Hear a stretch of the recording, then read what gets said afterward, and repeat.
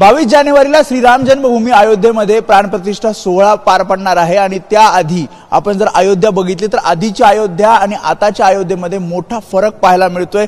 कारण अयोध्या नगरी पूर्णपणे सजलेली आहे, विविध उपक्रम इथे हाती घेतले जात आहेत आणि यामध्येच ज्या प्रकारे मुंबई, पुणे किंवा दिल्ली सारख्या स्मार्ट सिटीजमध्ये ज्या प्रकारे मल्टी लेवल पार्किंग असते, अगदी तशाच प्रकारची मल्टी लेवल पार्किंग अयोध्या शहरात सुद्धा निर्माण करण्यात आलेली आहे। आणि या ठिकाणी आपण जर बघितलं तर 4 मजली ही मल्टी लेवल पार्किंग आहे आणि यामध्ये 38 ठिकाणी अयोध्या नगर निगम यांच्याकडून हे अशा प्रकारच्या पार्किंग्स तयार केल्या जातात, जेणेकरून जेव्हा राम भक्त 22 जानेवारी नंतर मोठ्या संख्येने अयोध्या नगरीत येतील तेव्हा पार्किंगची व्यवस्था इथे असावी, शिवाय कुठल्याही प्रकारची गर्दी मुख्य शहरांच्या रस्त्यावर होऊ नये यासाठी अशा प्रकारच्या पार्किंगची व्यवस्था करण्यात आली आहे।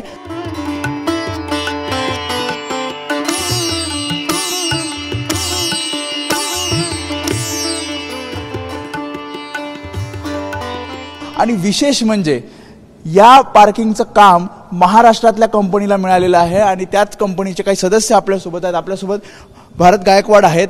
मी जसं म्हटलं की महाराष्ट्रातल्या कंपनीला हे काम मिळालंय, कुठून तुम्ही आहात आणि कशा प्रकारे हे काम मिळालंय?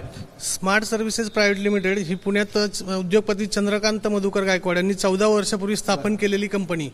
आज कंपनी महाराष्ट्र, राजस्थान, मध्य प्रदेश, तेलंगणा आणि आई वडिलांच्या आशीर्वादाने, पुण्याईने आज आम्हाला अयोध्येत काम मिळालं प्रभू श्रीरामचंद्रांची सेवा करायसाठी।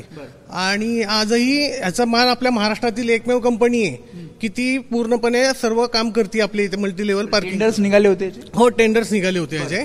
कशा प्रकारे हे पार्किंगची व्यवस्था असणार? किती गाड्या, किती कार्स इथे बसतील? आता 320 कार्स आणि 1500 टू व्हीलर्स इथे पार्क होऊ शकतात। याच्या व्यतिरिक्त चार्जिंग व्हेकल चार्जिंग पॉइंट आहे, फूड कोर्ट आहे, शॉप्स आहेत, रूफटॉप रेस्टॉरंट आहे।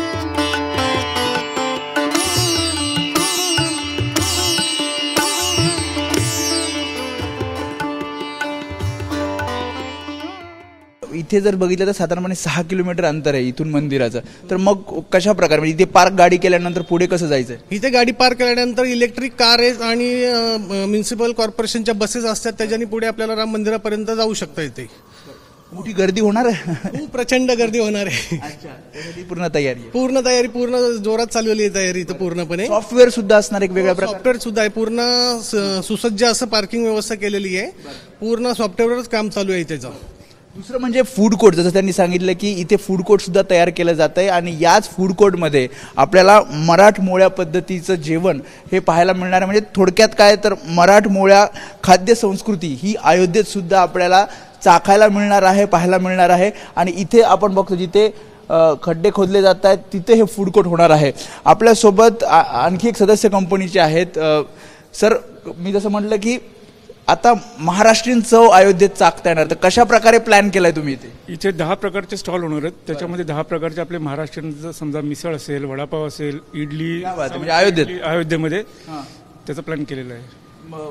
आपण फ्रँचायझी हे करून देणार, ते फक्त मराठी असतील, साऊथ असतील, पंजाबी असे वेगवेगळ्या, म्हणजे अयोध्येमध्ये सगळ्या असं आहे की मराठी चव असलीच पाहिजे, मराठी असलीच पाहिजे। आपण मराठी काम पूर्ण होईल म्हणजे आता पार्किंग जर झालंय तर फूड कोर्टचं कधी? साधारण 1 ते 1.5 महिन्यामध्ये काम पूर्ण होईल। 1 ते 1.5 महिना? बिलकुल। त्यामुळे खरं तर त्यांनी जसं सांगितलं की श्रीराम जन्मभूमीमध्ये अयोध्येमध्ये हे काम मिळाले, त्यामुळे ते स्वतःला भाग्यवान समजतात। त्यांनी त्यांच्या भावना सुद्धा व्यक्त केल्या आणि अशा प्रकारे आता अयोध्या जेव्हा बदलतीये तेव्हा अशा प्रकारे विविध सोयीसुविधा सुद्धा या अयोध्येमध्ये पाहायला मिळत आहेत आणि त्याचं काम मराठी माणसाला, महाराष्ट्रातल्या कंपनीला मिळालेलं आहे। कॅमेरामॅन दीपेश महाजन समी वेदांतने, एबीपी माझा, अयोध्या। एबीपी माझा, उघडा डोळे बघा नीट।